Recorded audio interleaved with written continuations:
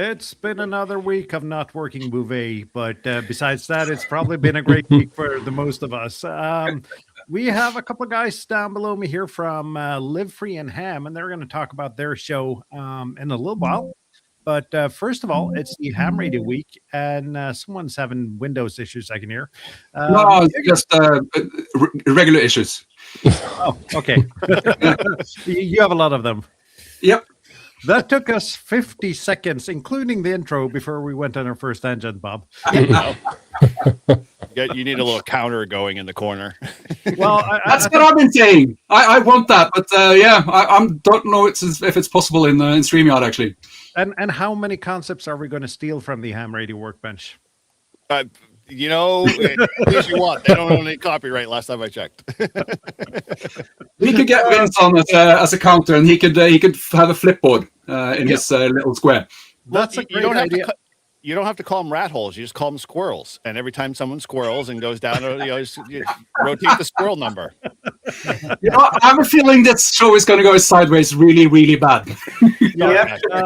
Your audio is a little bit loud, Bob. Either that or you're just excited. I'm not sure which it is. So, could be both.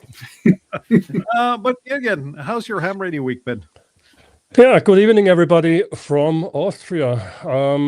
There was not much activity this week, except I'm trying to hunt 3 Yankee 0 Kilo again, because last week I told you I worked them on 10 meters, but I was not in the log for any reason. So I worked them again, but now I have them in the log on 10, 12, and 15 phone, and on 12 and 15 FT8. So that's done.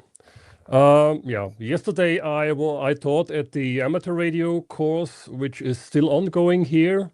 The exams are in April, mid of April or so. And yesterday evening I did a live stream with some club members about TOTA, not toilets on the air, that's Towers on the Air, the European Towers on the Air program, which is from the Slovak Republic. So let's see how this is improving in the future. We have Czech Republic now, Slovak Republic, we have Hungary, Austria, Germany, and Poland in the program. So yeah, let's see what's going on in the future. Besides that, there was not much activity. I was kind of disappointed, though, that it wasn't a toilets on the air, people, because we've been talking about that. And it turns out some people have already launched that before we managed to make it happen. So, in Germany. We need to get those guys on. I don't know about that one. Like Walmart's is the extent over here that I'm going to, but why? Like porta potties, I've heard that, but like toilets, I don't want to be in your bathroom. Toilets on the Air is on the Chaos Computer Club. So basically, the one of the hacker conferences in Germany. Yep. They have toilets on the air as a timed event. I think they're mostly doing the HF UHF because HF is kind of hard usually in a toilet. You can probably do it with the. But it's possible. With a mag loop, for example. That depends how we define the rules. We don't need to be as strict as other programs. Imagine you sit on the mag loop. My question is if you actually paper log, do you have to use 2-ply or single? Have you tried logging on single ply? Yeah. No, I have not.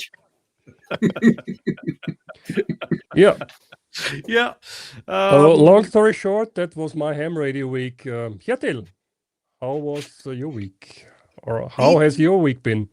It's pretty short, and most of that has been stuff that generally belongs in an 80-meter net, like some health issues. So I'm not going to skip that. But I did one pod activation from the car. And that was pretty nice. Found out why I had problems with my radio when I tried hunting Bouvet. It wasn't the coax plug. It was the receiver, or like the SO239 in the FT891. The center pin had gone too loose, basically. So I'm not sure how that has happened, if I've been using it too much or basically bending it or whatever, because it's not exposed. So it's hard to do. So I basically shoved something in there, managed to bend it back, and now it makes a good connection again. So yeah, that's a strange thing. So I hope I don't have to change that. And I did some antenna building today, so that was quite nice. And also I did a bit of work on our video for the antenna build off at the ham meeting. So we had an antenna challenge at the Norwegian ham meeting a few weeks back, and all of us met up for the first time, which was really cool. We did a Top Gear style event, and then we just saw who made the longest QSO and other things, mostly just fair, simple rules. And are you going to mention who the judge was, Kjetil, and which category did you actually manage, or what was the category that tipped you over and made you win this event? Longest QSO. No. That's being, not what I remember. being the most Kjetil was the category that made you win. Longest run out QSO or like No, distance. Being the fiance of the judge. There we go. The truth comes out. Yes, but she was listed as impartial judge in the video, fully impartial. Because you edited the video, Kjetil. Yes, I know. I mean, some punishment for winning, right? Yeah. So that was really fun. We got some different antennas. Some people were creative and did 70 centimeters, and others did HF. So that was fun. So we'll drop a link in somewhere for those who haven't seen that video before. It's just it's on the European Ham Radio Show channel. It's one of two videos that we have. So we should be able to people should be able to find that. Yeah, it was half an hour with lots of banter, running around the ham meeting, looking at the junk stuff, and trying to build the antennas. So that was fun. Yeah, I see Charlotte is commenting that she was impartial to a point. I just want to ask, was that the point where you started handing out points? No, it was the point where she gave you half a point extra for giving a double cup of the coffee. Oh, right. that was the cheating. Okay, we're not going to give away the entire video here. If you haven't seen it, it's to be found on this channel on YouTube. So and today I did some antenna building. I built a small 9-to-1 transformer, very exotic thing to build, and then tried it, but either the conditions were bad or the antenna was bad, because I got 0 QSOs on my... The conditions were bad. Because I saw you spotted, but no way to hear you. Nothing. Yeah. On 17, I heard lots of DX and so on. So, so that's going to be fun. Anyways, that was me. What about you, Todd? Have you done anything fun with radio this week, or radio adjacents?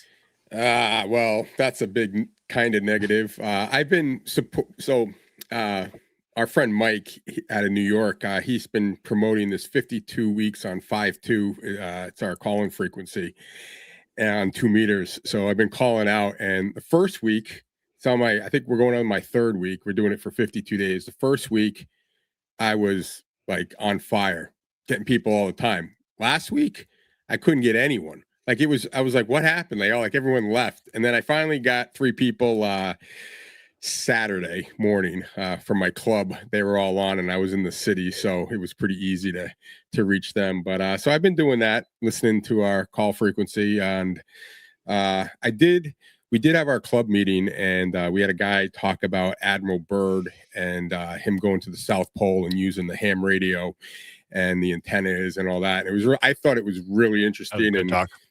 And I started going on YouTube and going down the rabbit hole and watching all the Admiral Byrd and the ham radio and the radios and the connections and using shortwave. And it's really interesting. It's old stuff, but it's pretty fascinating. So that's basically all I did. I'm hoping to get out to do a POTA, but it looks like for here, I think we're in a flood warning now. Mm-hmm. Yep. New England can't New England cannot decide. If you've ever, any of you guys ever been to New England? No, I haven't, unfortunately. All right. Got So, one. so New England, they always say if you don't like the weather, just wait a minute and it'll change. Now, an example, on Monday, it was 76 degrees. Mhm. And on Friday, we got 4 inches of snow. so today it's just kind of cloudy, but tomorrow for 24 hours we're supposed to get like 2 inches of rain. So who knows what we're doing, but so I'm hoping to get out this week, maybe get a POTA. I haven't done a POTA since I was out in California visiting my brother-in-law, so I can go like a month and then I start getting antsy about it. I got to get out there, so my bag's in the car ready to go, so that's what I'm looking for. Yeah, we're in mud season. Inger WNGR. Almost. Yeah, mud season is. Yeah, we're definitely in mud season. And now with all this rain and the snow melt, it's going to be nasty. This is when I said if I retired, everyone in like up north, like New England, we all go move to Florida, right? In retirement, stay in the warm weather. Like I would, and they all leave at like November, and they go down until the summer. I would leave like now. The mud season. Stay up here for the winter and then go down because the mud season's the worst. But Yeah, hopefully sounds like the west coast of Norway. And thank you, Mike, for super chatting there. It seems like a good initiative, Mike. A little bit more than we're doing here with the 145 Alive, but similar though. So I guess we need to have a talk about this, Mike, and see if we can get this thing to Norway as well. Yep. Yeah, it's Basically what he's saying, Mike, is they want you on the show. Yeah. Mike's never been hard to ask when coming on the show. So. yeah. By the way, talking about POTA, hey, Eric and Todd, I have you in my hunter log. I think you both, it's the same park. You both activated Hampton Beach State Park. That was back in my gosh, November. Yeah, that October. was our October 27, 23. Wow, dude, that was our 7-park. That was our 7-park Grove. So that was a day that it was going to be 80 degrees, and I called Eric up and I said, "Dude, we are skipping work and we're going to go do the Rove on the coast." And so that's what we did. And that's awesome. Yeah, we started off down in Massachusetts and worked our way through New Hampshire and all the way to Maine. It's what is it, like 15 miles? Probably more than that, but it's not very far. Yeah, it's about 25 mile an hour, 25-mile coastline. But so we did stuff. We were trying to get 10. One of the parks was closed, and then by the time we did everything on 10 meters until the last park, right? I think, and 10 meters was booming to Europe. Like we were hitting Europe like 5.9, like there was no tomorrow. So so that was pretty cool. That's we cool. Thank all of our awesome. European brethren who literally were like there every step, every park. They were like, okay, well, wait, and then we'd roll the next park, and then work them all again, and then roll the next park. So they're all like real close to each other. So it was probably like maybe a half an hour to get to the take down and set up and get up again. So it was fun. Yeah, those are great activation. We had an activation a couple years back, Bob, on the beach in Sweden, where we we're just going to do a quick 10-meter activation, and I think an hour later we were 3 operators. An hour later we had 50 something in the log. We had every U.S. state east of the Mississippi, a couple states west of Mississippi, Venezuela, and 1 Norwegian guy on 10 meters. That was a pretty amazing park run, I have to say. Yeah. It's the kind of activation you remember. Like I had one where I had a 12-meter activation, and it was just booming over to the East Coast in the U.S. And just a pile up. That's fun. Yep. It is. Yeah, 10 meters is my favorite. When it's open, it's my favorite band for POTA. I normally start on 10 and see what happens. And if it's dead, I switch. But I love 10. I've had so many awesome contacts from them. I haven't gotten Alaska as worked all states in a park. And every time I go to this rail trail where Eric and I did our kilo at together, I get the same guy in North Pole, Alaska. And if you know where North Pole, Alaska is, it's like the dead center of the state. And there's nothing around it except the North Pole, Alaska town. And there's nothing. And I get the same guy. And I'm like, dude, when are you going to a park? He goes, you know how cold it is right now? Oh, hi, Paul. Hey, there Welcome, he is. Paul. Hi, Hey, Paul. Welcome. hi. The grouch has arrived. How's the audio? I just came from Zoom, so Zoom always messes with it. Yeah, you're Audio's good. fine. Awesome, thank you. So, should we try to get back on track here now? No, I mean, we're already No. You have to send Shannon an invite link as well now. This is what we're you're squirrel doing. level 7, I think, is where the last I keep track. I think we are. Eric, how's your ham radio week been? Oh, well, thank you for asking. And again, thank you for having us on. Yeah, ham radio for me, I've been doing the 5-2 challenge every day. I'm on day 14, just like Todd said. And I'm not going to say, all right, I'll say it on the show, knowing the fact that I probably am going to jinx myself, but I've been batting 1,000. Every video that I kind of been recording, just on, the vlogging of it, I get up to I do it for 10 minutes. And so I do like a 10:52 challenge. So it's like for 10 minutes straight, set a timer, call out CQ. Fun. But I always get to a certain point in the video. I'm like, am I going to make a contact? I'm going to make a contact. And I can't tell you how many times my listeners, they'll post on, YouTube and stuff. It's like, dude, you have 9 lives. You get so lucky because I always get that last contact at the last 30 seconds of the 10-minute timeout. And I've so far been batting 1,000.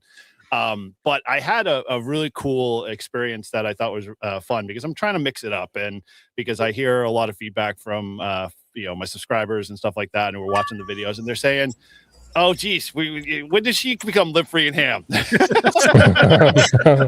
Wrong Hey, show. Shannon. He's hacking in. I think we can fit one We more had in one here. square left on Now- the screen, so we had to. And Squirrel's gonna wreck this all big time. But anyway, yeah. So I was trying to show people how to do a sked, and basically hey, if you're running into problems, you can't call in on 5-2 and making no contacts. Hop on your local repeater, ask a few guys that you normally talk to or gals, and say, hey, can you come over to 5-2 and see if we make a contact? Well, I put that call on my local repeater, and the video was hilarious to watch because literally I had 9. It was literally we were all on the repeater. I had 18 people all working each other all on, because one person heard the other person, and I lost control of calling CQ at that point, because now we had one of our club members lives on a hilltop, 1400 ASL is his, where he sits, and so he ended up taking over the whole entire CQ. And he started fielding calls halfway across the state and down into Massachusetts, and it was just really cool to watch. Which kind of for me is I'd rather see that than just kind of be the star of the show anyway. And it's just what I love about ham radio is that we get to play ham radio. What other cool hobby that you could do? Something like this and just call it CQ and make a new friend, make a new contact. Yeah, so I've been doing that. I tried to get a couple of POTAs under my belt this week, but I have to, this is the circle of trust, right, guys? So I can say I failed, and I did not get a chance. I got close. I got in my truck. I drove out to a POTA site, and my ATAS basically decided not to work because it was too cold. So at that point, I was like, okay, we're going to tuck tail. We're going to go home. And so I really didn't, spend a whole lot of time playing a lot of ham radio. Although, I tried as much as I can and I have fun with it. So, yeah, I guess that most of the stuff this week has been 5-2. Nice. Should we do the guests first and then do the top row to finish it Sure. up? Sure. Does Shannon act as a guest, or is she part of the crew now? I'm curious. Shannon is somewhere in between, I think. Oh, okay. All right. Just want to make sure. I gotta understand where the pecking order is here. Yep. So, Shannon, how's your ham radio week been? Hey, everybody. Oh, my gosh. So, last Sunday was International Women's Day wild party, POTA party. Got out in the park with my girl, K1SOE, Kelly. We got on the air. We made 48, 43 contacts, somewhere around there. We were on, I think, 10, 12, and 17 because it was the big DX contest. So we could not find a space on 15 meters. The bands were crazy. And then Monday, Tuesday, Wednesday, and Thursday, I was on the air every day. Monday, Tuesday, Thursday, I was out in the POTA park. And then Wednesday, I was on the air from Cape Ann Amateur Radio Association club station. And Thursday was my craziest day on ham radio ever in terms of contacts. I was at Great Brook Farm State Park in Carlisle, Mass. I had like 172 contacts in 2 hours and 45 minutes. That was all on 20 meters, I think, if I remember correctly. But it was literally like a straight, almost 3-hour pileup. Wow. Cool. Oh, So I ended up making for the YLWWA event that's been going on since Monday, March 9th, and it ends today. I ended up making 406 contacts for that. Well, that's good. nice. Yeah, great. Thanks for Willowdale State Forest, Shannon. Oh yeah, definitely. That was on Tuesday. That was with my Pocahontas Amateur Radio Club guys. They didn't want to get on the air. They just wanted to come and hang out. And that day was like 70 something degrees and sunny and beautiful in March in New England. It was like completely unheard of. So we had to take advantage of that. Nice. Nice. Anything else this week? Are you asking me? Like what Yeah, else? I'm asking No, you just so I guess, and then what was it? Friday and Saturday, I took breaks. But today I actually brought Miles out and got him on the air on HF, basically for the first time. The only other HF contact he had really ever made was Santa Claus, and he didn't really have to call CQ for that. But there's a RSGB Yoda contest going on today from like 10 a.m. until 10 p.m. UTC, I think. And so I got him out there. We had to use a club call, so we used K1 SSN, which is a club call that one of our friends let us use. It had to do with some technical issues with the YLWWA event. But Miles called CQ. He did all the operating by himself. He held the mic. He pushed the push to talk. He called CQ Yoda. He gave the call sign. He gave his name, his age, his location. He was giving people back, their call sign and the signal reports. I had to tell him what to say because he doesn't have the phonetics memorized. And I did the logging for him. So I wrote the contacts down on the log. But his very first contact that came back to him was an English station, Golf 4 Bravo India Papa Brian from England. So that was super exciting. And that station was really loud and clear too, 5 and 9. So it was a good first contact for Miles. And I took a little video of it too. I should have videoed the whole thing, but Nice. living in the moment. I got two things, Shannon. First and foremost, that's awesome that Miles is on the radio. Second of all, why aren't you reading him the storybooks from Paul? Can you help me? Your friend who writes all the children's books that are ham radio focused. Kermit. He's got a whole series. You could be teaching him the NATO phonetics and all that stuff through children's stories before he goes to bed. There you go. Well, you know what? Since, now maybe it's seeming like he was having fun on the air and maybe he'll want to do it more. Hopefully, he'll start studying up a little bit more and getting on the air more and getting his own license. Sweet. How old is he, Shannon? He's 7. 7. Wow. So That's good. he was worth 13 points in the RSGB Yoda contest. Oh, nice. Anyone 12 and under was worth 13 points. Oh, sweet. Nice. He should have got. God, you're not a contester because that would be really bad. Repping your kid out. All right, Eric. You use your daughter, and you're cheating. No longer. You guys. I can tell this story, but Eric had his daughter record calling out POTA, and he uses it to make contacts, especially with pile-ups. It's an emergency break glass button, guys. Let's be clear. He cheats. Yep. I have been trying to get the same thing done, but there's no chance my daughter want to record anything on my voice gear, so it doesn't really work for me. It's all right. Yeah, For he's too $25, old. Shannon will send you a file. You missed your slot. So Paul, how's your ham radio week been?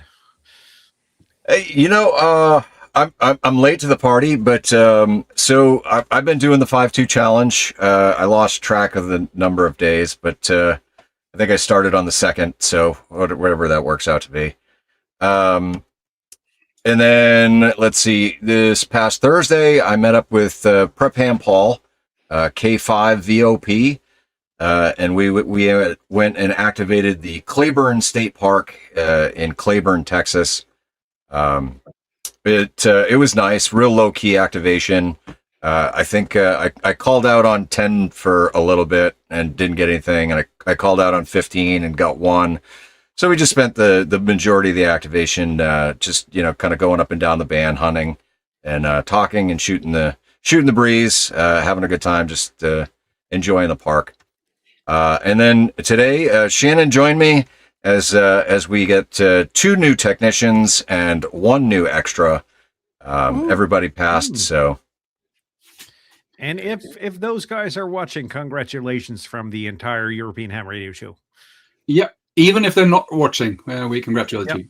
Yeah, we can, of course.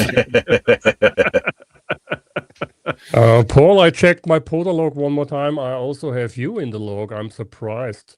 Russell Abbott State Forest. That was Russell back in favorite. March last year. That is his favorite. That's his little secret. Only few people know where to activate at that park. Well, at least one person on the show does. 2 people. 3 of us. Oh yeah, right. You've been there. I forgot. Yeah, the cat's out of the bag on that one. It's a big park, and he found this dirt trail, kind of rocky, and you get up to this like lake, or what do you call it, like a pond, big pond, little lake. Yeah, it's called Pratt Pond. Yeah, and it's just so quiet, and there's no one up there, and it's just beautiful, and it's just a perfect place to activate. And Paul you got your kilo there, right? Yeah. So good place. Shannon joined me for the last leg of the kilo, and embarrassingly, my batteries were not charged, and the batteries died, and we had to do some hamgenuity to get it done over the last 7 contacts. But that was the 20 watts and a jump pack. Oh, that's good. That reminds me, one milestone I forgot this week. I got my first 3 kilo or 3,000 QSOs in the park. Hey, nice! Wow! Holy Congratulations! Hell yeah! Yeah.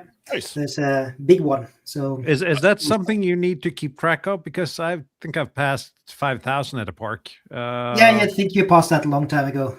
Yeah. You don't get a diploma for that. We had Morten, Bob, and me. We had the Great Norwegian Kilo Race to be the first in Norway to have a kilo. Oh wow! Kilo, was that only sideband, 1 mode, or multi-mode? It was multi-mode. It was just getting the first kilo in Norway when Parks of the Year was new here. To be fair, I went all sideband on that one, and I have obviously I have mental health issues, so I won that competition.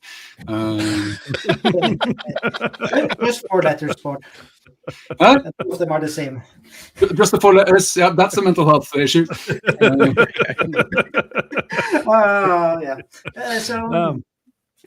We're going overtime today.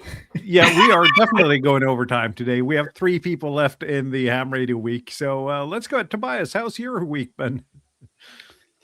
Yeah, and I'm the downer here. I tried to make a few contacts. I think I saw Steve calling in our Discord channel a few times, and I also heard the POTA alert go off for Marion. But whenever I switch on the radio on 20 during the day, it's S9 plus something noise. So I think I have to talk to my neighbor so that I can maybe pull a wire between their solar panels and then use one of these phase units to blank out the noise. So maybe that makes it a bit more usable. So I tried, but no contacts possible, unfortunately. And apart from that, well, I'm already in the preparation phase for my vacation trip to Japan. So I use it as an excuse to buy all kinds of new gadgets. So before I went to visiting you guys in Norway, I got one of these, what is it, the Soundcore Liberty 5 noise cancelling headphones, for the flight, as you must do. And 2 days ago, I said, okay, I have to, empty my hard disk from the laptop, because if I'm going to Japan and I'm filming videos there, I can't go there with the hard disk that is full. So that led to buying two 12 terabyte hard disks to put in my NAS. And this is what I've been busy on the weekend, basically pulling the old 500 gigabyte disks out and putting the 12 terabyte disks in. Ooh. And at the moment, I think I'm copying YouTube video backups onto that new NAS. So yeah, it's more like preparation work for the trip. But will a good excuse to spend money, so that's fine. Yeah, will you be bringing radios to Japan? Unfortunately, not. I blew it with the registration for the license, because it's Japan and it's a bit bureaucracy. Yeah, so you have to send 2 letters to the JARL, and they stamp it and approve it and send it further to the government, and then it gets sent back to them, and then they send it to your hotel or not. And it basically was, I think, 60 days in advance before you show up in the country. You have to do all this to have a chance to get a call sign assigned, and I didn't manage to do that. So, and I gotta say though, when a German says that it's a bit bureaucratic, the rest of us can imagine that it's got to be pretty impossible. Yeah, the form was not too complicated. I mean, they're asking, hey, what's your call sign? You need obviously the SEPT 1 license, and what bands do you want to operate, and then you have to pay a fee for getting the call sign and also for using the frequency. So that wasn't all the complicated bit. It's simply the timeline. The 60-day in advance threw me off. I was not able, with my I don't know, mental disorder, or I don't know, to get it done in time. But so, you can still buy radios in Japan though. Yeah, I think so. Yeah, I'll definitely make a trip to Akihabara and see if they have good secondhand radios there. I think all the ancient HTs that you love to restore, they're actually made in Japan, aren't they? Yeah, there are rumors that they are made there, so maybe I'll check it out. Yeah, I'm also not sure how I do this in terms of YouTube videos. Yeah, because this is a ham radio channel, and how many people will be interested in a travel report? So I'm not sure, but I'm definitely filming it for myself, because it's a once-in-a-lifetime trip. Yep. We're gonna watch your videos from Japan. Don't worry. Absolutely. Okay. Yeah, maybe I can donate a few shorts for the 2 weeks where I'm not there, and you can play it here on the Sunday or so. Yep, that'd be great. Anything else this week?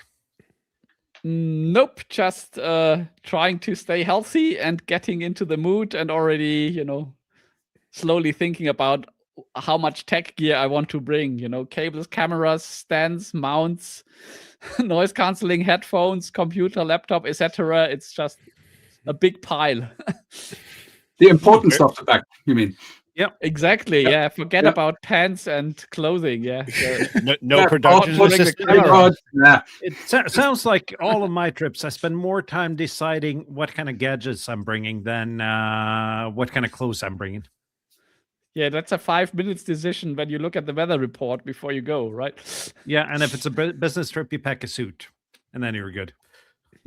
Okay. Bob, what about you? Were you more successful in terms of radio activities than I were? Maybe. It's very little HF this week, but one of the guys at my club, he's started this really ambitious schedule where we have nets on different types of modulation on 2 meters on different days a week. So this week I've been doing a net on DMR, on D-Star, and on sideband on 2 meters, which has been pretty cool. So I'm hoping I'll be able to keep that up.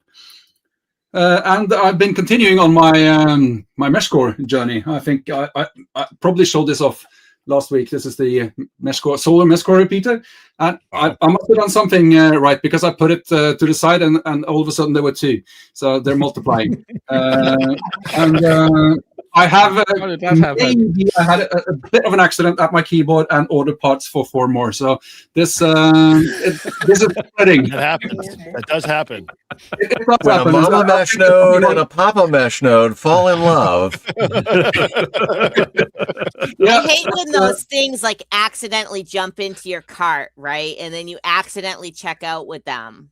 Yeah, the funny part was that it was all the parts needed for a solar repeater, and it was exactly 4 of each that accidentally fell into my shopping cart at the Olive Press. No, So, that's all AI. Sorry, just blame AI. Yeah, probably. Has nothing to do with poor impulse control. It's all AI. That's for sure. Yeah, I think I have the same problem, Bob. I have a DJI Pocket 3 jumping into my shopping cart soon. I already know it, yeah, because it's sell out, because the new version 4 is around the corner. So the price at the moment for the 3 is really good. So maybe I'll cave in and order it. I feel guilty. It's no use. It's no use fighting it, Tobias. Just go for it. Yeah, there we go. Yeah.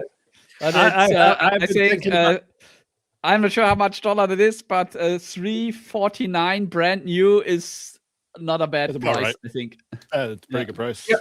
Yep, I've been thinking And, about the same, because I need to retire my GoPro 7 at some point, Yeah. which is probably going to be not very long in the future. Yeah. Mm. Yeah. So, let's see. I think I mentioned this last week. I'm sorry. I have to use 2 hands because this is heavy. I'm gonna begging you for that. Yeah, this needs to be because it's not big enough already. So this needs to be embiggened. Show the profile of it, Yeah. not the front. Yeah, exactly. This is what we Holy want to see. Yeah. Does it have an official belt clip? I don't think my belt would be strong enough. You can belittle me again if that's the opposite of embiggening.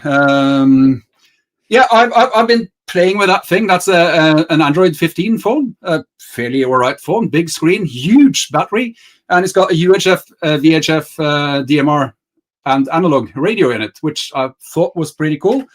But it turns out I just can't be bothered lugging this huge thing around. So yeah, I'm retiring that project. It's probably going to be a video on it, but it's just too big. Cool concept, but it's not meant for humans to carry that big of a thing around. This is heavier than my first ever cellular phone, which was the Dynatac, the Motorola Dynatac, the brick phone. The bag phone. Yeah. When I saw it last week in Barcelona, Bob, I thought, okay, cool device, but it's simply too heavy. Yeah. And that's the heard the 90s KP4V you showed up there, Paul, isn't it? Yeah. Yeah, that's a much better idea. If you want to, and I have that thing. A much better idea. If you want to integrate VHF into your cell phone, go for that solution, because that's something you can pick up with one hand, which I think is important for an HD. And just to continue, we're running really late, I can see. But do you think you can manage to show that clip I uploaded, Morten? I have no idea how to do it. Yeah, there's a reason why I told you to do it, but I was gonna say that was a pass of the buck. if I press this button, I think something.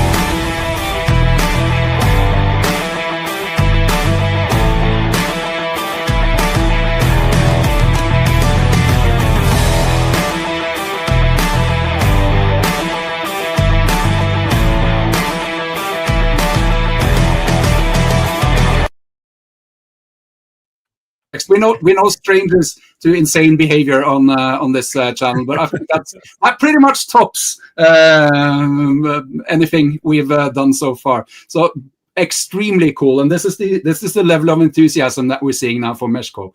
We actually brings that thing up into his drone to make contact. And the thing is, though, because you're not allowed to do ham radio from unmanned Flights. aerial vehicles in Norway. Yeah. But this isn't ham radio. So This is IFM. at least you're not breaking that rule. Yeah, But And I can see the drone pilot down here as Yeah, he's there's nothing- cringing a little bit. There's nothing wrong about this, but just flying this with this massive antenna and payload under it, that would be epic to try to fly that past a military base or something and just see how long you have the drone. So you're not allowed to operate ham radio from unmanned aircraft, so you can't do balloons. No, we No. can't. No. But there is a revision of the legislation coming, and hopefully that will be changed. It Yeah. was banned after some people used quite a lot more power than they should to do long range drone flying. And then some of the commercial companies complained about that, and then that basically banned it completely. So now there are some, it's coming back again. Yeah, it came from some people overstepping some boundaries, although operating legally, and then it got slammed very hard down on, too hard, basically.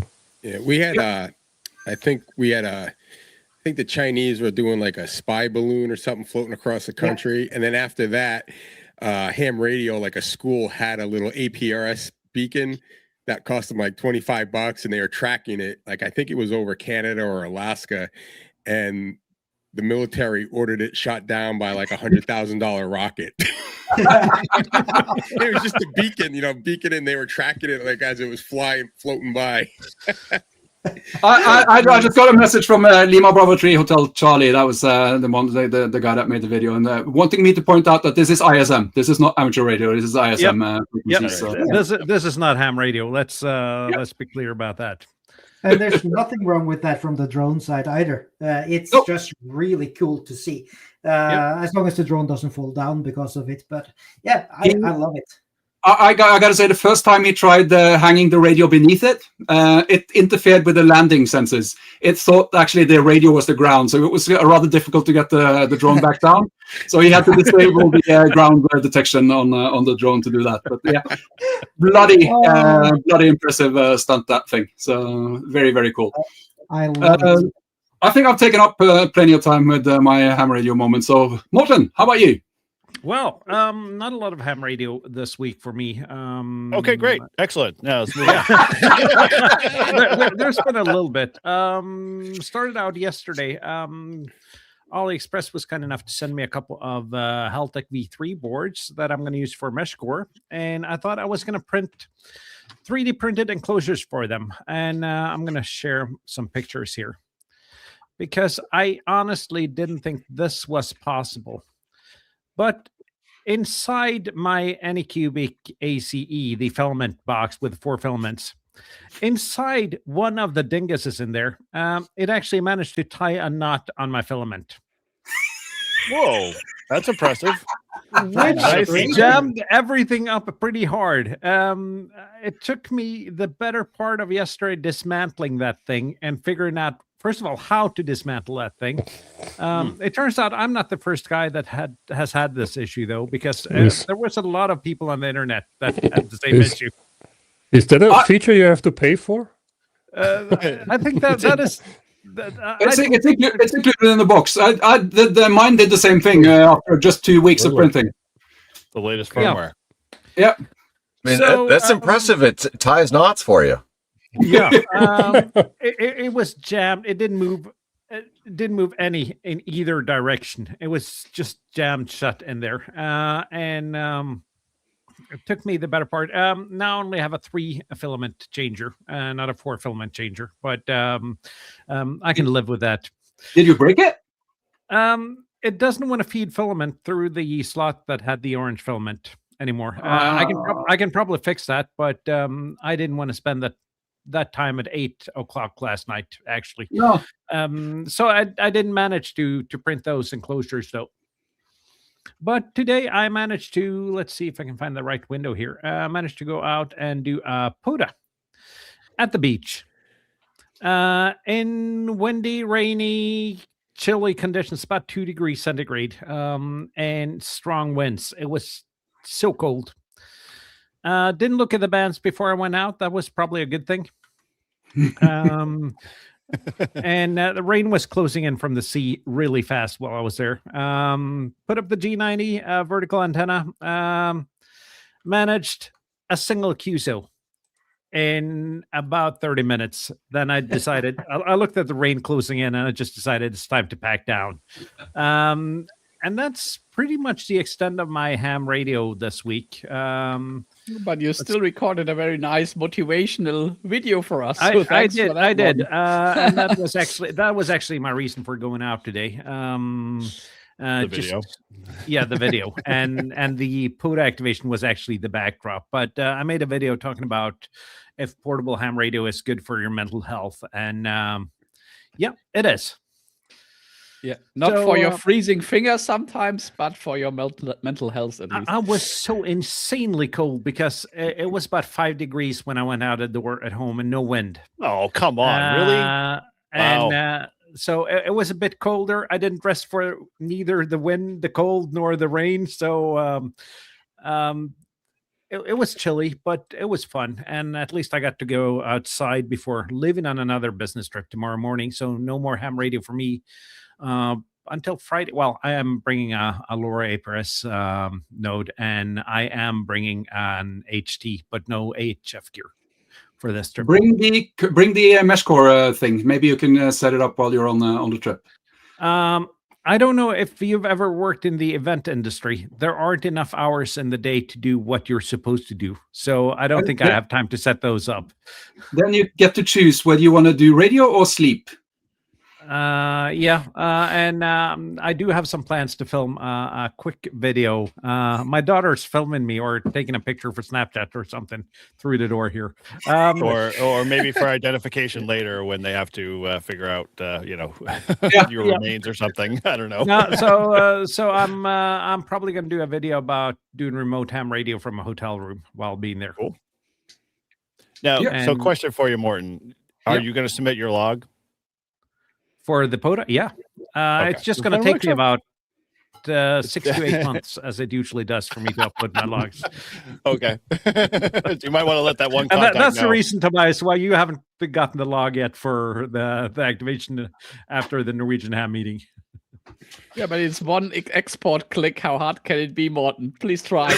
I have to remember it at the right time, which I actually can do now, because now we're going to let our guest take the word. It's been a record-breaking ham radio week segment this week.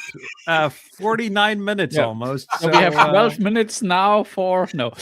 Yeah, we're gonna go late today. That's a Live Free and Ham thing. We always run long.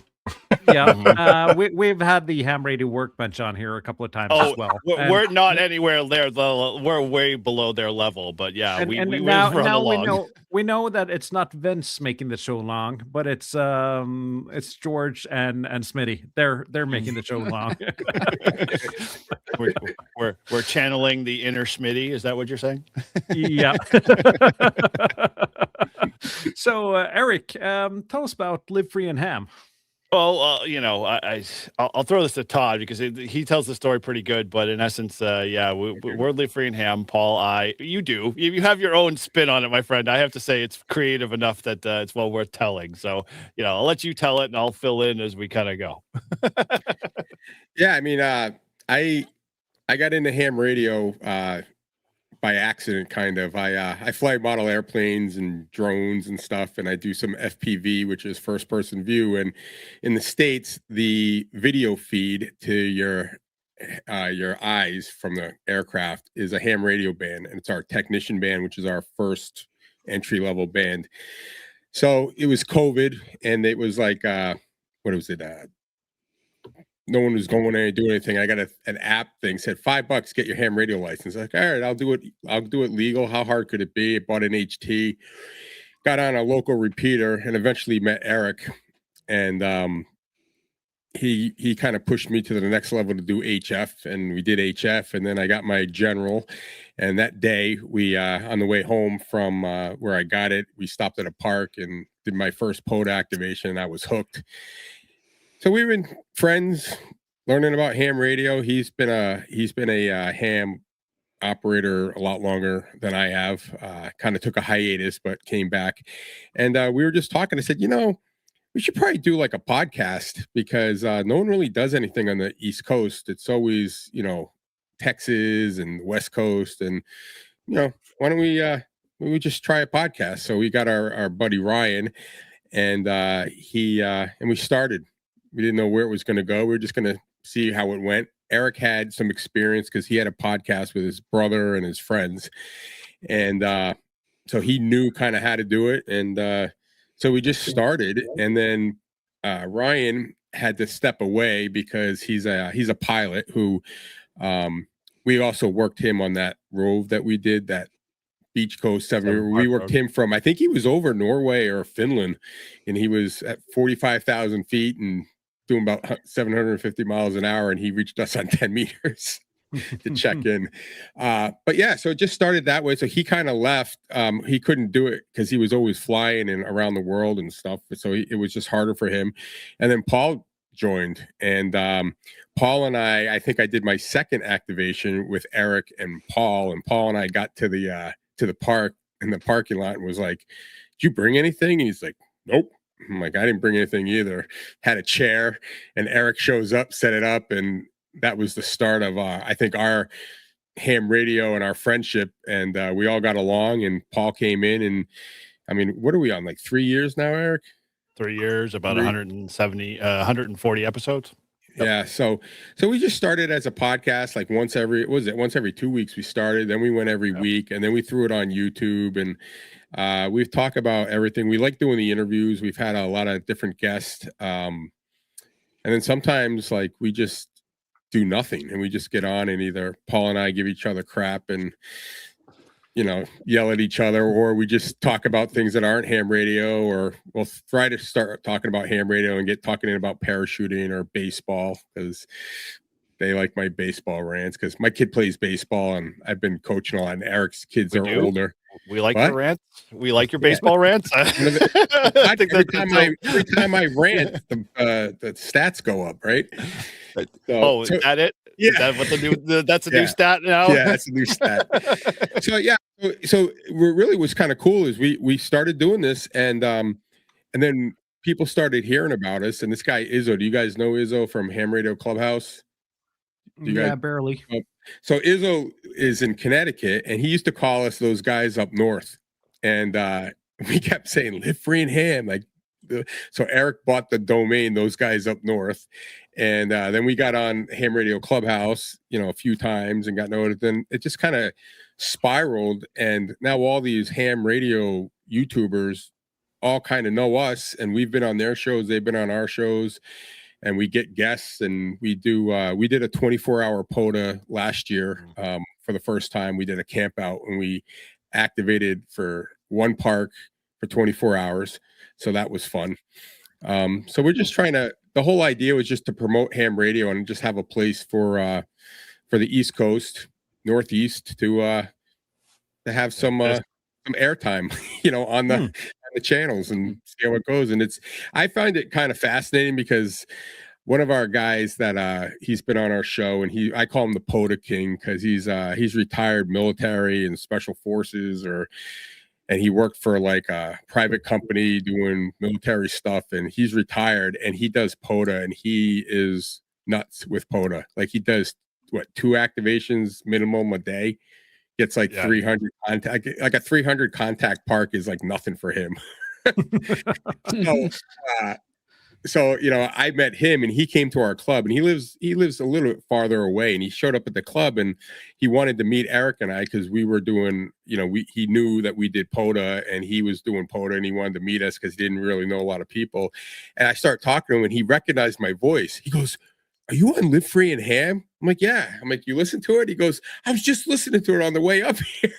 So he recognized my voice, not me, but the voice. So we've met a lot of cool people, and we've we're really enjoying it. It's just become part of our our routine. And normally we do it. We record Sundays around 8:00, and sometimes we don't have guests, and sometimes we have guests, and sometimes it's like the last minute, like, what are we talking about today? So we have a little routine. I've been studying for my extra for like 2 years, 3 years.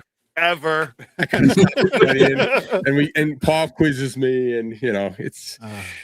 I've gotten a lot. I take the credit for getting a lot of people their extra license. Okay, you boiled that down so like eloquently there, but dude, it's not like that. Paul, Paul, there are weeks Paul goes, "Oh my gosh, we've had this question 9 times. When are we going to get past it?" And then there are weeks that you score 100 out of 100, but like it's been you should talk. journey. You answer them too. You don't get them right either, dude. But I am an extra, so I could I could go up and down. You only need to get it right for the exam.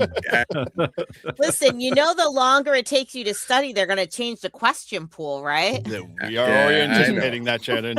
I'm already on my second question pool, so. But it sounds like you guys had some of the same start as we did. We just started hanging out as well with Walt. It was the 4 of us except for Jürgen, and then Walt. Didn't know what we were doing, but we wanted to make an European alternative to all the US ham radio shows out there. And here we are 3 years later, still not knowing what we're doing. That's true. Look, it's the same kind of concept, because we were like, well, the United States is big, and everyone was like California, Texas, and we're like, well, where's the East Coast? Like, there are a lot of hams out here, and we have a lot of parks, and so we didn't know where it was going to go, and we just kind of went with it, and it just started growing, and we're having fun and hoping to grow it more, and meeting guys like you, Eric's like, oh, we're doing the European. I'm like, we're doing what? And he's like, oh yeah, they got a thing. I was like, oh, all right. But that's the magic of ham radio and ham radio YouTube, though. You meet a lot of interesting people, and when you meet other hams, you always have at least one thing in common with them.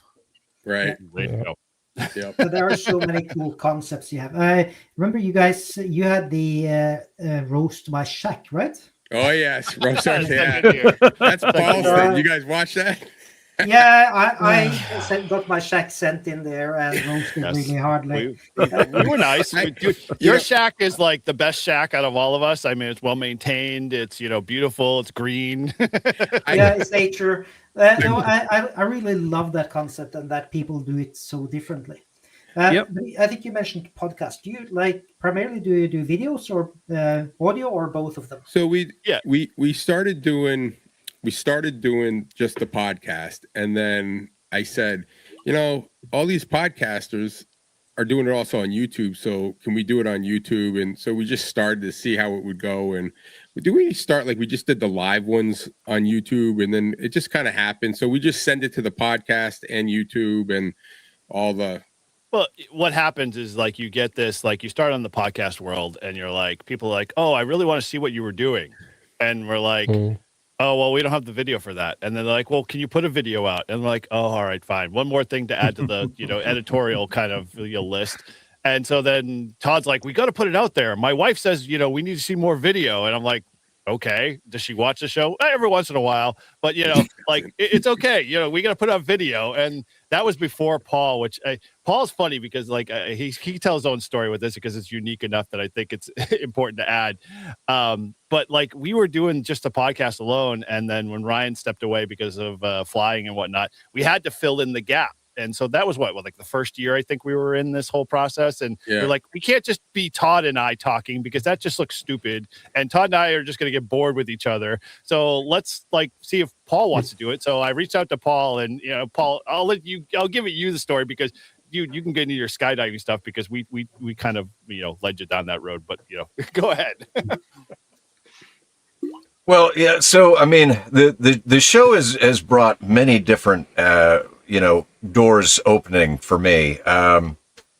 When Eric asked me to join, I was like, I don't know what I have to offer. I mean, I was a brand new COVID ham. I got my ticket in February of 21, upgraded to general March. And, I was just like, I don't know anything about ham radio. I'm not an expert in anything. Why would you want me on the show? But I was like, sure, I'll do it. I'll add a little comedic relief. Just kind of throw my own personality in the mix. And then lo and behold, now I've got almost 5,000 subscribers on my own personal channel.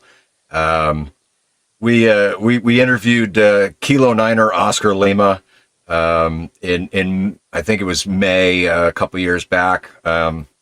And he started talking about all his skydiving adventures with ham radio, and I was like, man, someday I'm gonna skydive. Someday I'm gonna do that. And he's like, why do you keep saying someday? Like, just make it a thing and just do it.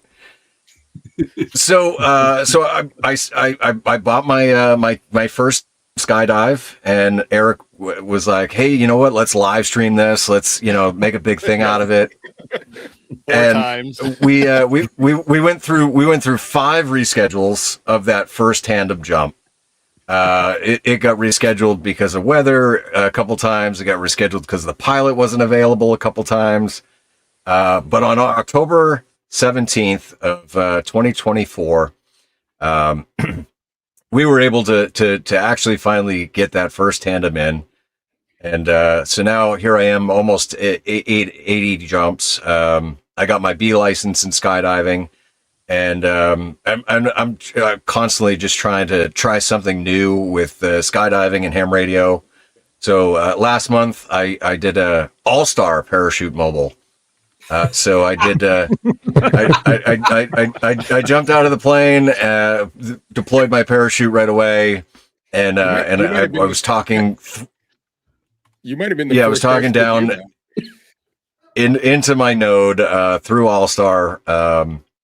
I think I made I don't know 8 or 9 contacts. It wasn't a lot, but it was really cool. Like, it was just a proof of concept. And did you have the node while skydiving, or was that on the ground?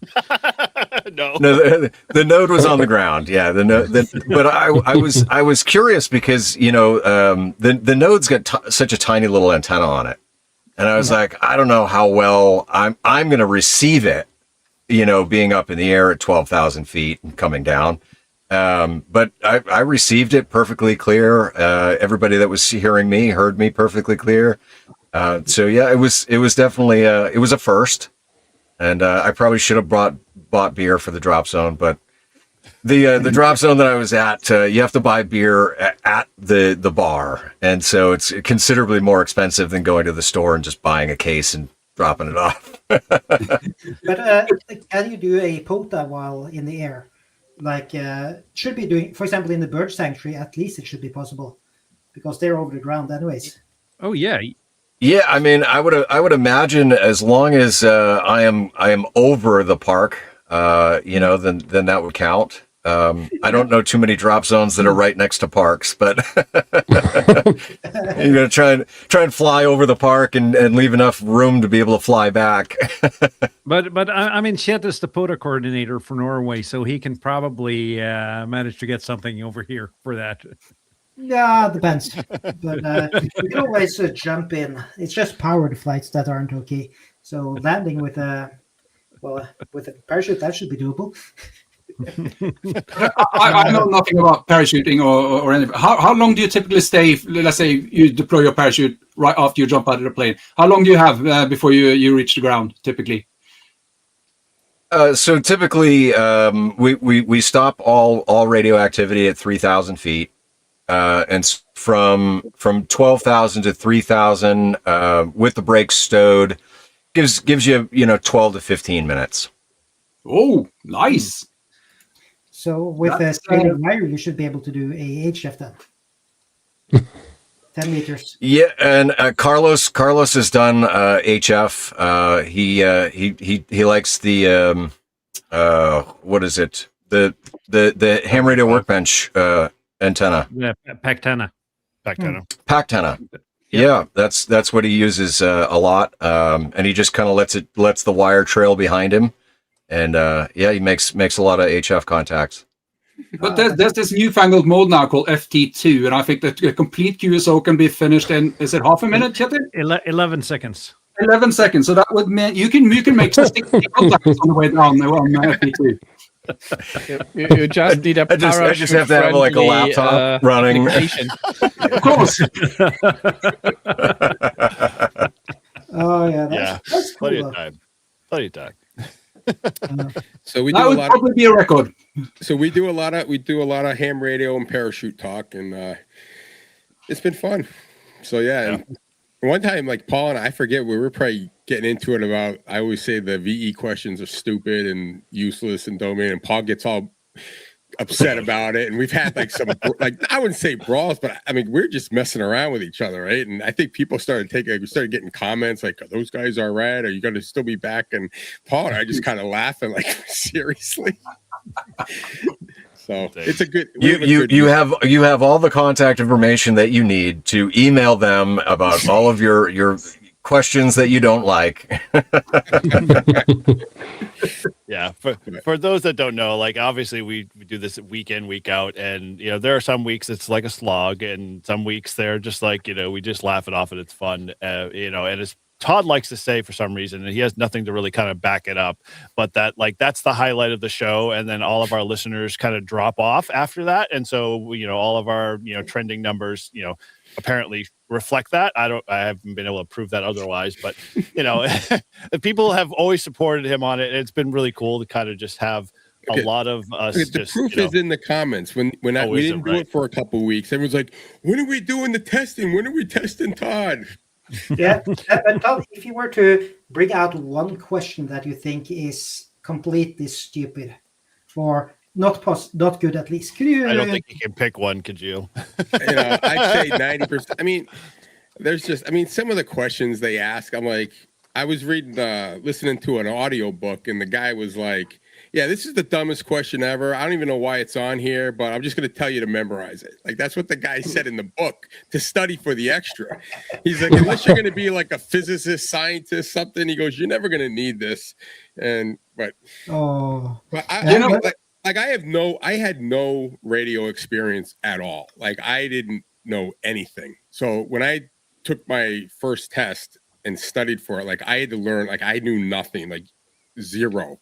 And then when I got to the general, I started, and I was activating and doing, I started to understand a little bit the basics, and I'm no expert, and I know the concepts, but some of the details, I suck at math. So every time we get those diagrams and formulas, and I'm just like, yeah, never going to need that, because I'm never going to do anything where I'm going to need that. And if I do, I'll just have Google tell me how to do it. The thing is, though, all of that stuff, it's not necessarily something you need to know firsthand, but you'll get to learn it by doing it. After right. You get Paul, what is the slogan? Ham radio makes me feel dumb every day, and that's okay, because there's always something new to learn. Yeah, there you go. And it really has. I mean, it's starting to stick in, because like I haven't studied in months, and I think I was like 2 out of 3 last week without studying. So I don't recall. I don't keep track of those. There's something about knowing that you're not 2 out of 3 ain't bad. The government working for them, and that ain't bad. Yeah.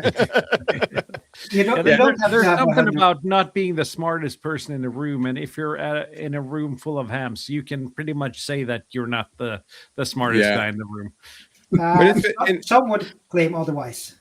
But I think all of us who are involved with Live Free and Fair, we all have one thing that we all love to do, and that's doing Parks on the Air. I mean, all 3 of us, that is something that we can have different views on this or be interested in that. But when it comes to POTA, and even Shannon, like, we're all POTAs, and that's kind of where it started from, because Eric really got me into the POTA stuff, and I was having so much fun. I'm like, we should talk about this.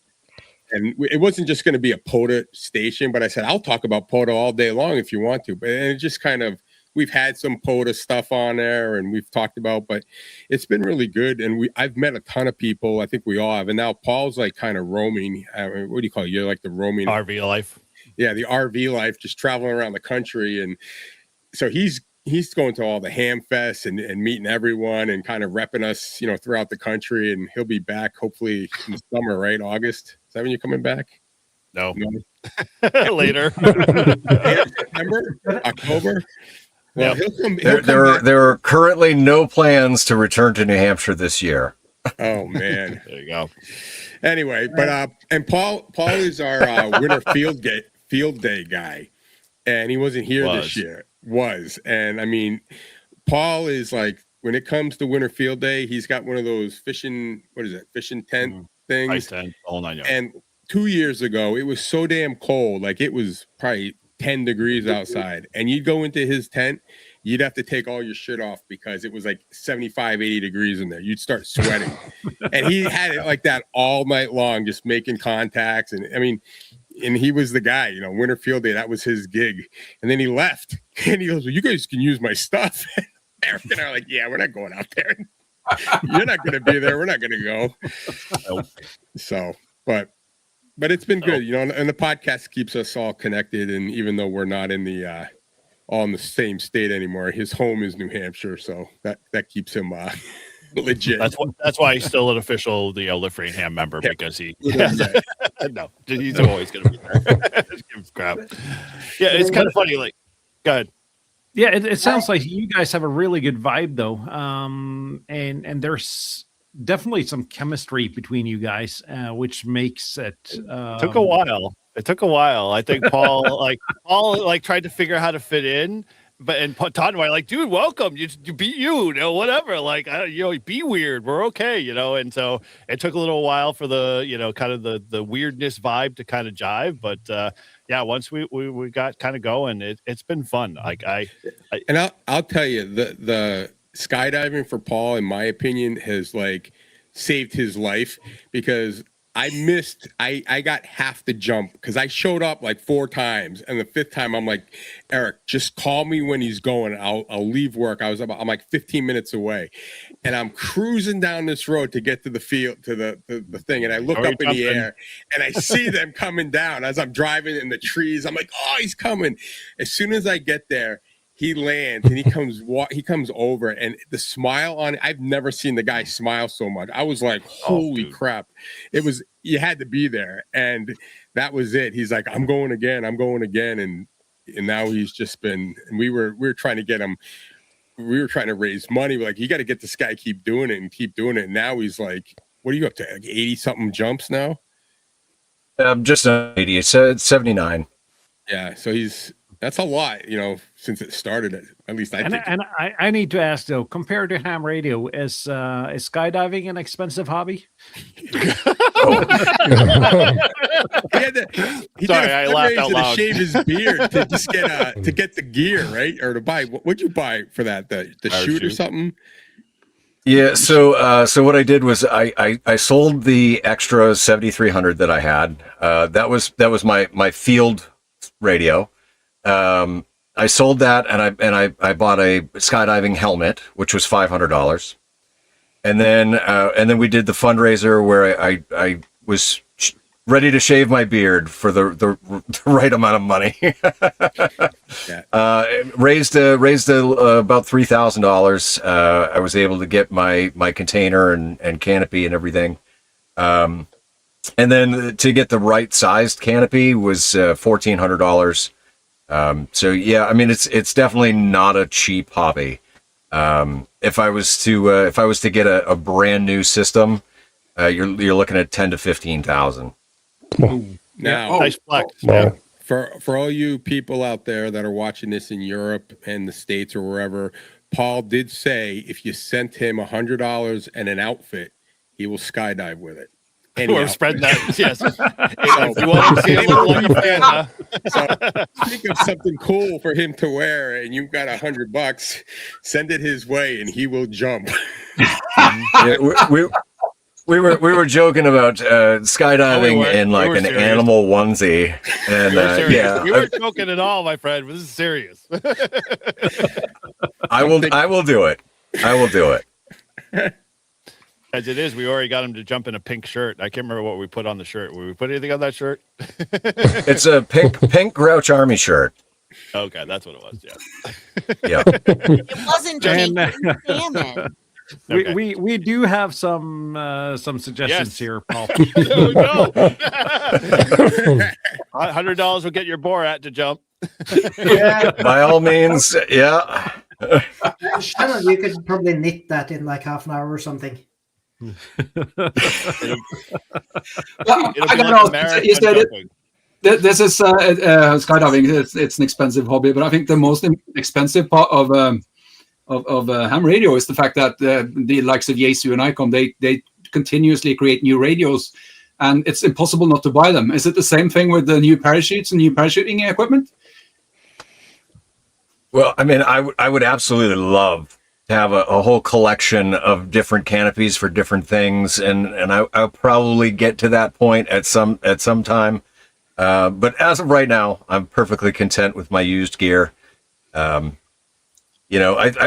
only a year in, so give me a couple more years, and we'll see how the collection grows. Now, this is when he told a story where he was training, and he hit the hanger, kind of ripped the parachute on landing. Yeah, I almost landed on the hangar. Yeah, and he's like, "Well, they just sew it up." I'm like, "They do what? Like you just put a patch on it and you didn't jump out of a plane with it?" Like, you did what? Yep. I guess that's the thing. Yeah, it cost me $65 to repair the hole that I put in the canopy. And they put probably about like a 5-inch by 5-inch patch over the hole, and I jumped the very next jump with it. That's faith in your parachute mechanic, I'd say.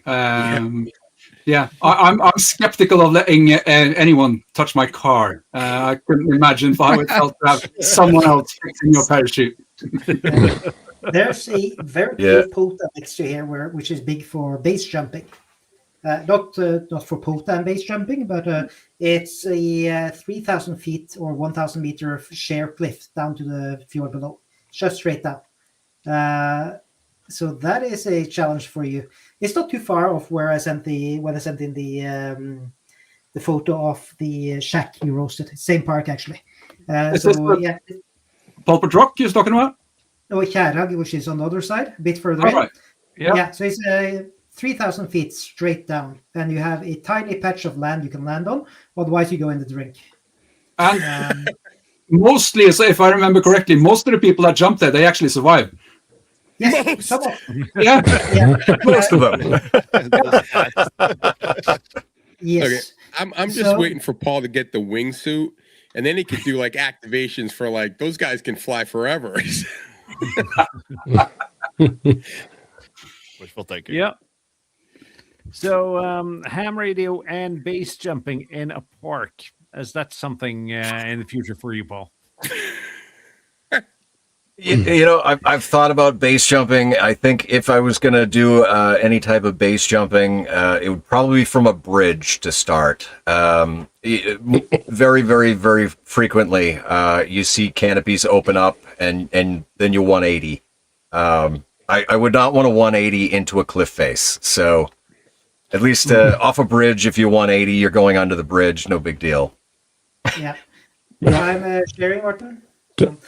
We also have plenty of bridges that are pretty decent to jump from. Looks like you're going to Norway, Paul. Well, that's another story, but yeah. Norway's on my list. Weird right now, Kjetil, you know that. Yeah. Whoa. Yeah, so this is here. So you jump from here. That's beautiful. That is 1 kilometer down or 3,000 feet. And there's a very cool little rock in between there. This one. When you stand on that, you're 975 meters above the fjord below. Ooh. This people do yoga and so on that. And that's also a POTA. I haven't done POTA on it. Once again, most of the people that actually stand on that rock, they survive.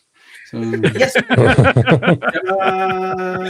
So there are some options for you if you feel like coming over.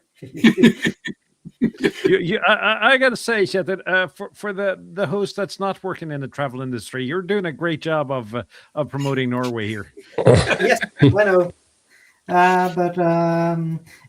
are some cool places, and I know there are other places as well off the world. But didn't they film one of the Mission Impossible movies at that location, Kjetil?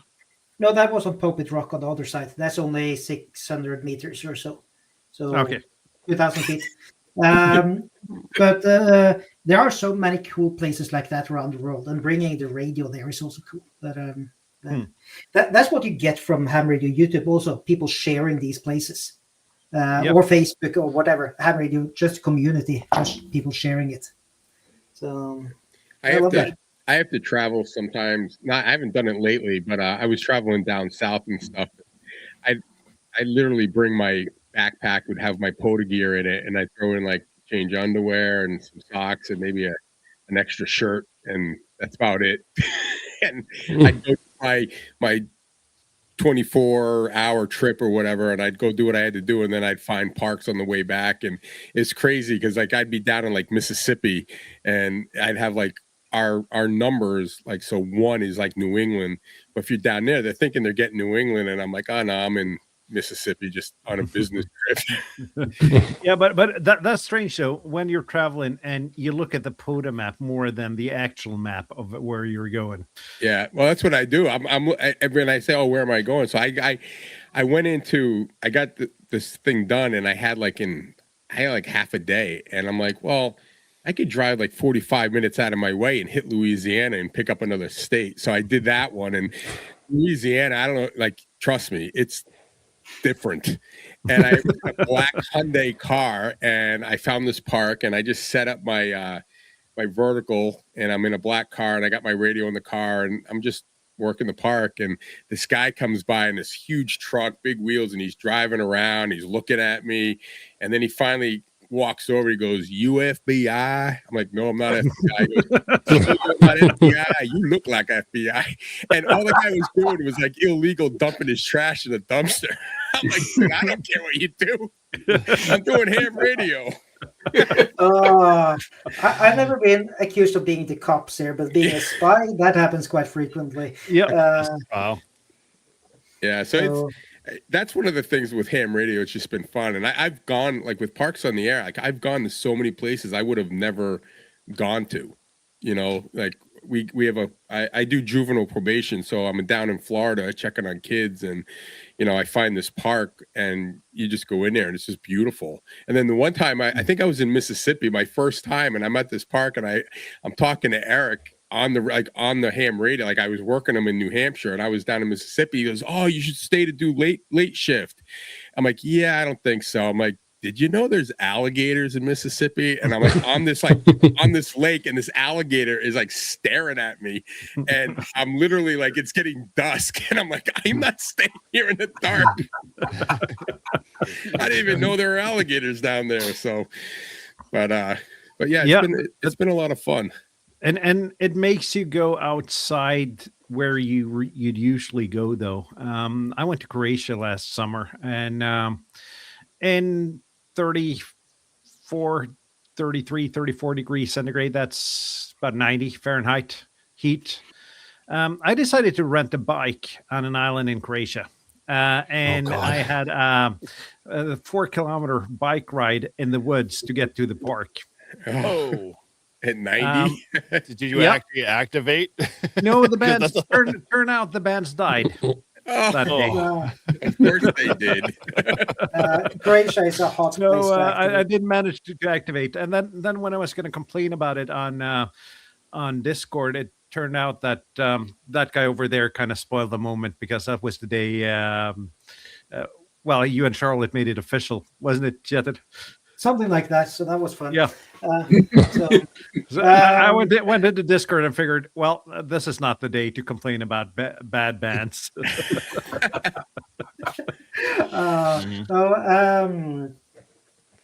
What's something I was completely lost out of my mind here.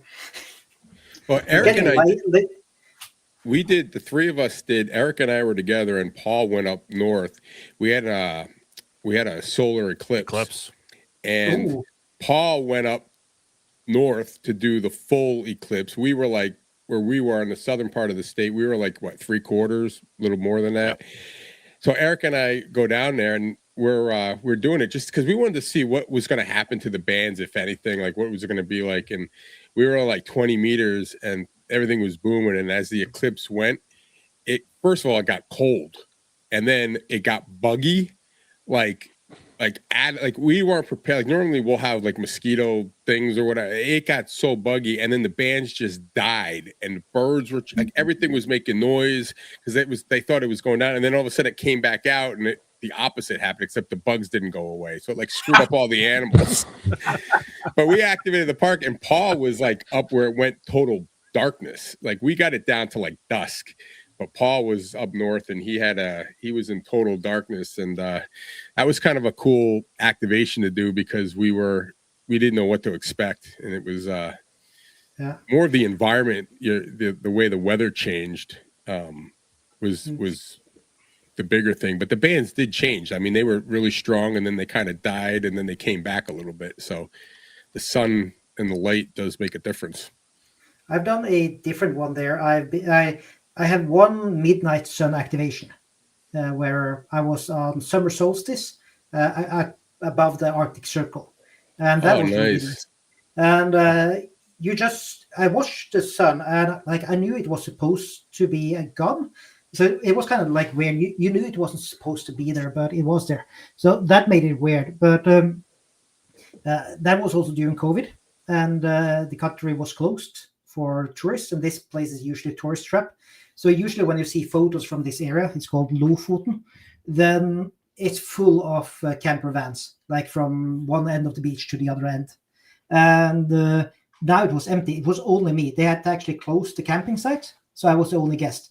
And that was epic. Just rigging up the radio there and running there under the midnight sun. So it's a special thing. So weather can also make some fun things about the activations. Yeah. So, yeah, I'm going up north this summer and hoping to do a midnight sun activation. Yep. You can get into activations then if you do it half of it before the UTC the end of the day, and the other half in the new UTC day. Yeah, Yep. Get a late shift and an early shift. Yeah. Does that mean 24 hours DX on 20 meters in theory, or how does it work? Well, it does so in most of Norway anyway, Tobias, because we're so far north that it doesn't really get what other people would call dark here in the summer. Not in summer. So just you guys are like we get up like New Hampshire, it'll stay light until what, like 9:30 at night in the summer at the peak, but then in the winter it's like 4:00 and it's by 4:30 it's dark. So we have a bigger thing, but you guys must have like huge extremes. Like in the winter, it must be dark all the time. It is. Here in the south, like where I live, I have 6 hours of daylight or so, I think. Yeah. Basically, in this part of the country, if you work a regular job in a regular office, you don't see daylight. Right. Yeah. You go in at night and you leave at night. We're like in mid-December, early December, we're almost there. Like we go in, it's dark, it starts to get the sunrise comes up, and then you leave and it's getting dark again. So we still have a little bit of light, but not that much. But the summer it's great because it's light, until like 9:00, so it's good. But you do notice the difference when you go to Southern Europe, for example, on HF. It's a lot easier to reach people with the same equipment. Basically. Yeah. So we do have some challenges being this far north, definitely. But that's part of the game, though. Yeah, nothing to do with that. I see. Now for us, like we get like Europe is like we get Europe and South America is pretty easy for us to get, where when you get like west of the Mississippi or the West Coast, like they talk about getting Europe is like impossible, right? Like us getting Asia. For us to get Asia, that's a big contact, a good DX contact. For where you guys are, where do you make most of your contacts on HF? Mostly around Europe, and then Victor Echo 1 Sierra Kilo. Yeah. Whiskey one also whiskey. Yeah. So it's basically there's a few East Coast stations, and then sometimes some others. Sometimes you can be lucky on like the 15 and so on, and you go further inland. but Yeah. it's got to be a good day. Yeah, it So- does. But East Coast is relatively, I'm not going to say easy, but it's more common. And Yeah. I don't know.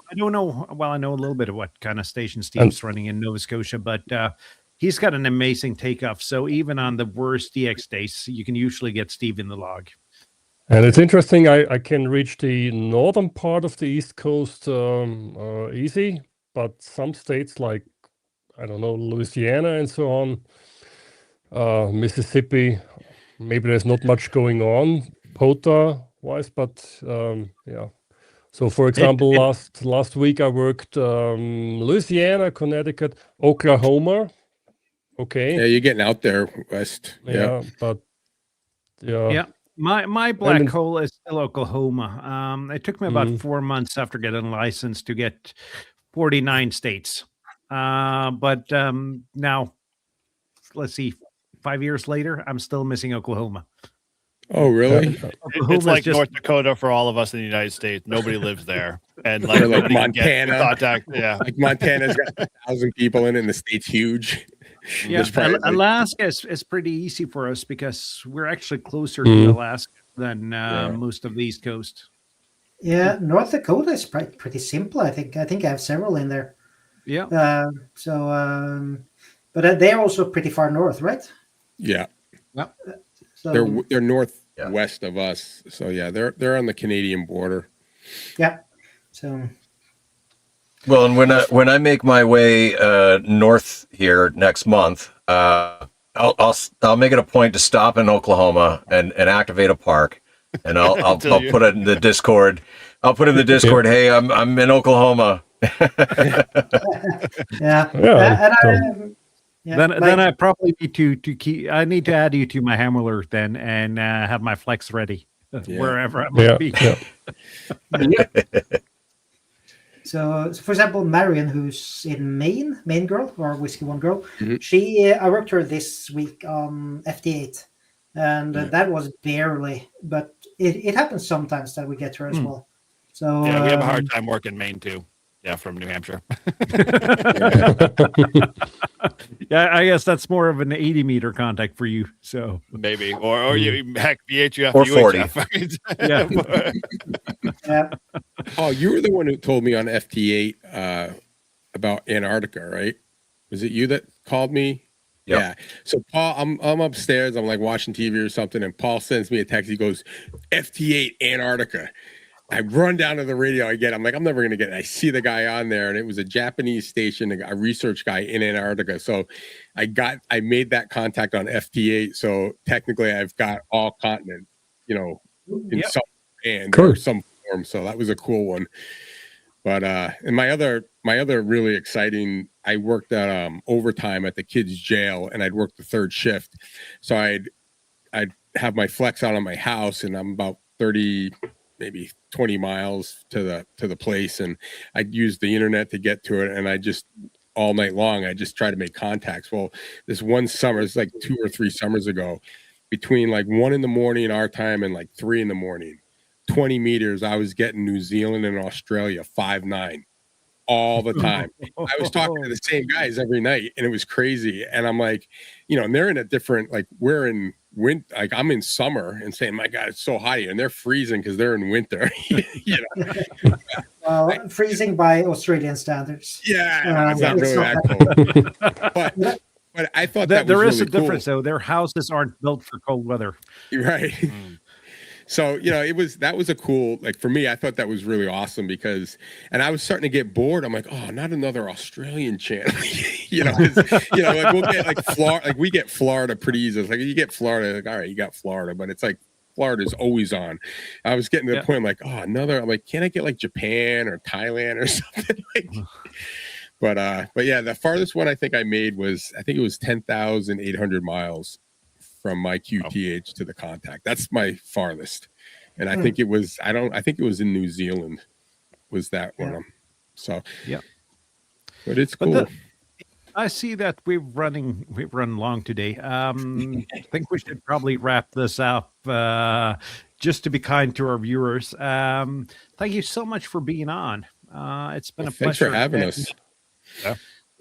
it hasn't been a lot of times where we've been 9 people here and everything has been No way, Shannon. No, Other no, side. no. Don't do the hard thing. This is not the show for that. He started it. Yeah, I know. He always does. That's why we have him on the show.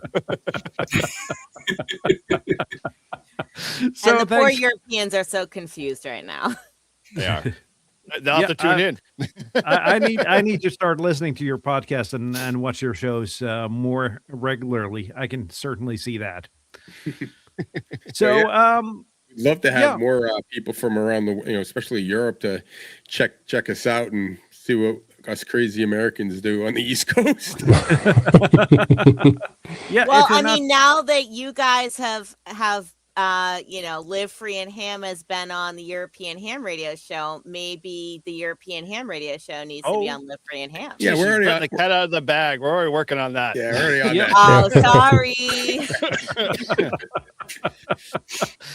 Yeah, that's gonna be great, and it's always fun to host other shows. We did the same with the Ham Radio Workbench, which was really great. So we're open to be on, depending on what time you record, though. Oh, we can make arrangements. Yeah, we're not going to have you do it at 3 a.m. If it's on a Friday or to Saturday, I don't care. So, Yeah, same here. We'll work it out. We got the channels. Yeah, we do. Thank you so much for being on next week, Kjetil. It's one of the guests you've booked, so tell us a little bit about that. Yes, sharing a bit here, and we are having. We have so many windows here, so I just need to find the right window first. This is hard. So we're having Whiskey One Golf Romeo Delta on. He's going to talk about POTA news and reviews, which is a really nice webpage where you can talk about basically the reviews about POTA. There's some news stories, and there's an epic map as well with lots of nice search functionality. And you can see Norway's in here. There's a few parks there. Yeah, there's a few. UK is on, and then it's like there's no other parks anywhere else in the world. Anyway, so he's coming on to talk about this webpage and basically how it's built and what you can find there and so on. And I highly recommend that people stop by there and have a look now and, of course, next week as well. Looking forward to that. Yep. Actually, and just a little sidebar on that real quick. If you go back to that webpage, the Pack Mule, that's a cool award that Gary created. It's very different in the sense it's not like the rest of the other awards that we have on POTA.app. So check that page out. I think it's pretty cool about what he's trying to do with the Pack Mule Award. But it's really for those backpackers, soda guys that still like to do POTA, it's a combination merging of both and how you do it. And so he wrote up the whole rules and he's got the award, and it's pretty cool. I know a couple of guys that are doing it. Yeah, I'm sure we will cover more of that next week, but that's kind of cool. So I look forward to having him on next week. Absolutely. And thank you guys for being on. And if you're not subscribed to these guys, go ahead and do that. Yes. And if you're not subscribed to us, go ahead and do that as well. So see you guys down the bands and see you next week. 7-3 all. 7-3. See you. 7-3.